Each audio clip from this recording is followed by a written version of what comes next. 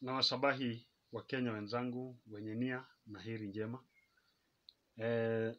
Najua baadhi yenu mmekuwa mnajiuliza, huyu jamaa ambaye alijifunga minyororo kwa geti ya wakati huo naibu rais William Samoei Ruto pale Harambee House Annex gate A, huyu jamaa alienda wapi? Mimi huyu hapa Amuke Lawrence Oprong, na tangu wakati huo najua nimekuwa nikipokea simu haswa kutoka kwa marafiki, wale watu tunaofahamiana nao, na hususan watu kutoka katika jamii yangu kutoka pale Teso na Teso Kaskazini, kwa hali hiyo.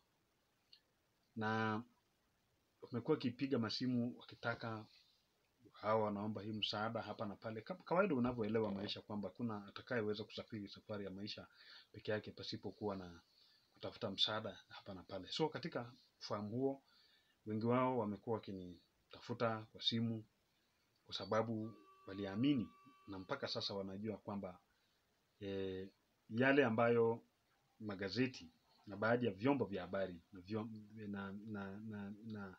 na mitandao vya kijamii vilivyo nukuu ya kwamba mheshimiwa naibu rais alikuwa amekwisha nipea ajira, yani alikuwa amekwisha nipanga.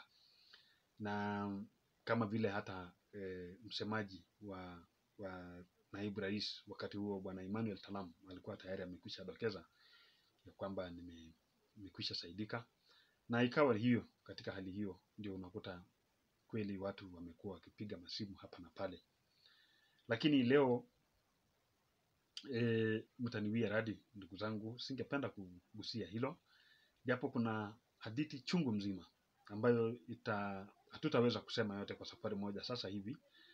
Lakini iwapo panapo majaliwa ya Mwenyezi Mungu, tutaweza kutoa video awamu kwa awamu, taratibu kwa taratibu, na ili tuweze kuelewa mambo mengi yaliyojiri, ndio ifikie kiwango ya mimi kuweza kuchukua jukumu la kipekee, la kijasiri, ya kuweza kwenda kujifunga minyororo hapo kwenye lango kuu ya mheshimiwa naibu rais William Samoei Ruto pale tarehe 22 tarehe 11 mwezi wa Januari mwaka 2022.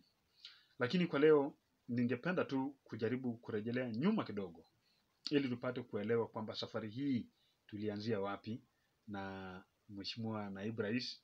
Kwa wale ambao pengine ni vizingiti na wasioweza kufahamu, naomba leo pengine ikuwe ni siku yenu ya kuweza kufahamu. Ningependa kurejelea nyuma pale mwaka wa 2017,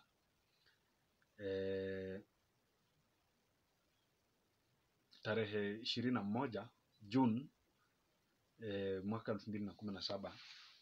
Hapo ndipo tulikutana na mheshimiwa naibu rais. Lakini kabla nifikie hapo, ningependa kurejelea nyuma kidogo.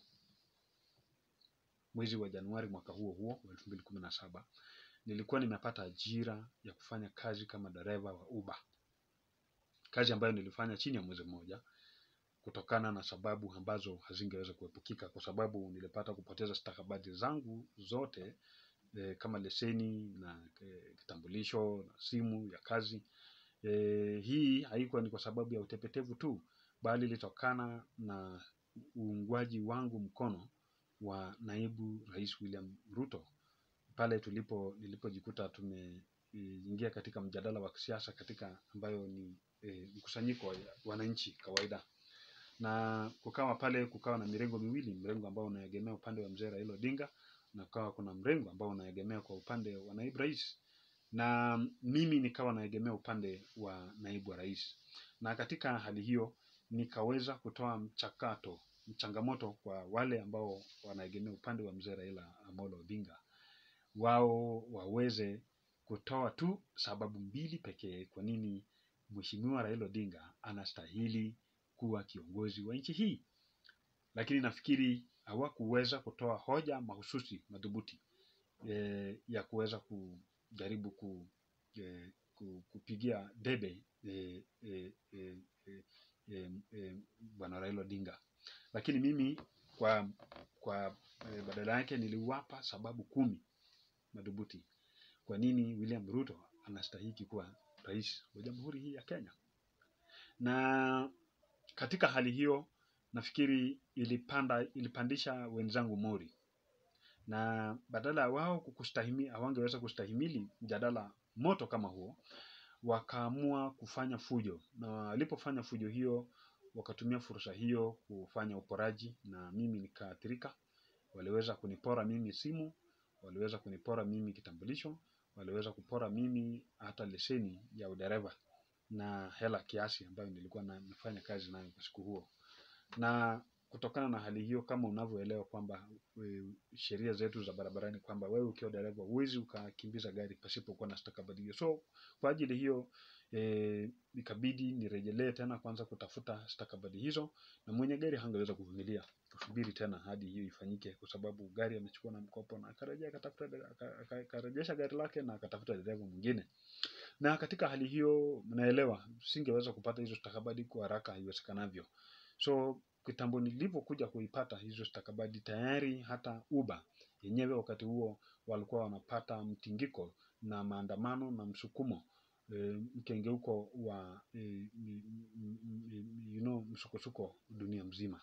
So kwa hivyo hawangeweza, watu wengi wakawa wanatoa magari. So nikabidi nitafute mbinu nyingine ya kutafuta ajira, na ni katika hali hiyo ndipo nilipoweza kujikuta maeneo ya Masaba Road hapa Nairobi, maeneo ya Upper Hill, tarehe 21 mwezi wa Juni mwaka 2017, ambako nilikuwa nimealikwa kufanya interview ya udereva kwa kampuni ya Relay Falcon.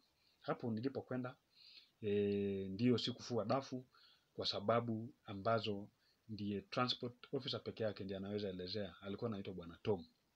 Na nilipotoka hapo ilikuwa mwendo kama wa saa 9, kufika pale nje ya lango nikaona kuna harakati za hapa na pale, shughuli za hapa na pale. Naona mahema, carpet nyekundu inawekwa chini, jukwaa inaandaliwa, na nikapata ujasiri wa kwenda kuzungumza na mmoja kati ya aliyekuwa amesimama pale. Nikamuuliza nini shughuli inaendelea hapa, ndio akanifichulia kwamba ni naibu rais William Ruto ndiye anakuja hapo naitwa kufanya uzinduzi wa ukarabati wa Masaba Road.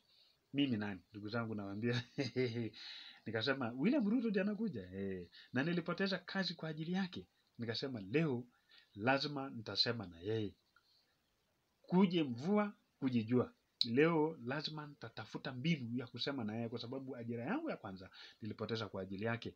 Sasa papo hapo nikajiita mkutano, manake nakwambia mwili ulikuwa unachemka, manake nilikuwa najua sasa hapa naenda kuzungumza sio na mtu tu wa kawaida, naenda kuzungumza na mtu ambaye ni wa pili ambaye anapewa ulinzi wa kipekee katika jamhuri yetu kuu ya Kenya, na ni naibu rais William Ruto. Na nikajipanga vizuri, na kuambia kukawa na masauti nyingi sana ndani yangu, na nikasimama, nikagundua ni wapi, nilipotambua ni wapi anakuja kusimamia, nikasimama pale kabisa ana kwa ana, mahali najua akisimama pale atakuja na tutazungumza naye. Na pale hakika ghafla binvu mheshimiwa naibu rais na msafara wake ukaweza kuwasili. Nikaona kina Sonko anaingia pale, kina mheshimiwa Beatrice Alachi, mheshimiwa Sakaja akiwa pia wakati huo nominated senator, mheshimiwa Charles Kanyi ambaye ni Jagwa, na wengine wengi walikuwa tayari wameshafika pale. Na ghafla mheshimiwa naibu rais alipofika, maliza hiyo shughuli, akakata utepe, na alipokuja kwenye jukwaa sasa kuanza kuhutubia umati wa watu ambao walikuwa wamesanyika hapo kwa halaiki, mimi nikawa mmoja wao. Na pale mheshimiwa naibu rais alipoanza kuhutubia umma, na takriban kama dakika 2 hivi ilikuwa imepita, alipo pause kusita kidogo, mimi nilikuwa tayari nishainua mkono juu nikisema hivi, tafadhali mheshimiwa rais naomba kusema, na naibu rais naomba kusema na wewe. Mara ya kwanza nasikia hapo, kumbe hapo karibu na mimi kukawa na mlinzi wake mmoja, akawa anafinya mimi mkono chini, anasema usiongee na mzee saa hii hapa, wewe tafuta wakati mwingine utaongea na mzee nini. Nikamwambia mimi tafadhali ndugu yangu, niko na mashida mingi sana, yani imejaa kwa kijiko, imejaa kwa sufuria, imejaa kila mahali, na nikikwambia hata huwezi nisaidia. Tafadhali waache tu niseme naye na nimalizane naye leo.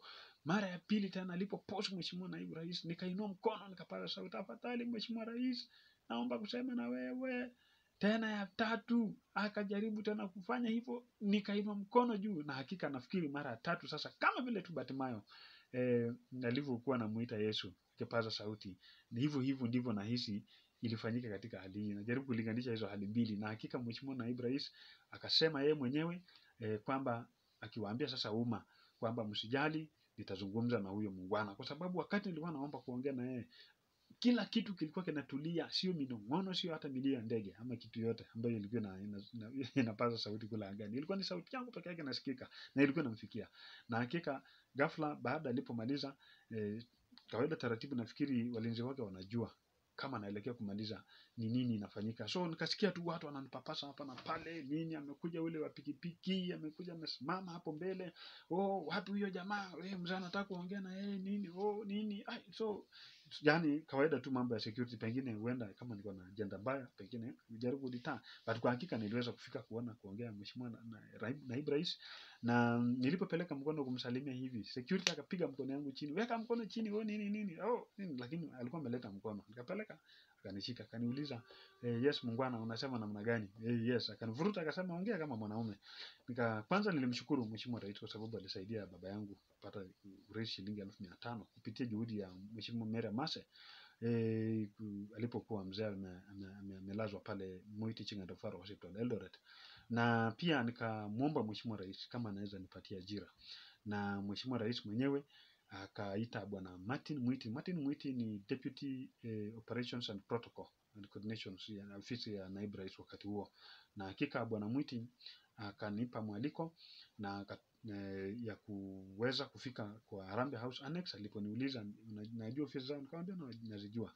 Akasema basi kuja pale kesho, ambayo ilikuwa tarehe 22 siku iliyofuatia, na hakika niliweza kufika huko tarehe 22 saa 12 asubuhi. Kumbe ofisi zinafunguliwa saa 2. Na kufikia hapo nafikiri tutatengeneza video nyingine ya kuelezea yale yaliyojiri kutokea hapo kuelekea mbele, nilipoonana na Chief of Staff of the Office of the Deputy President, the late Ambassador Ken Nyaundo Osinde. Asante, tukutane tena kwa hii video nyingine. Shukran sana. Nawapenda na Mungu azidi kuwaenzi. Na mniombe tafadhali. Asante.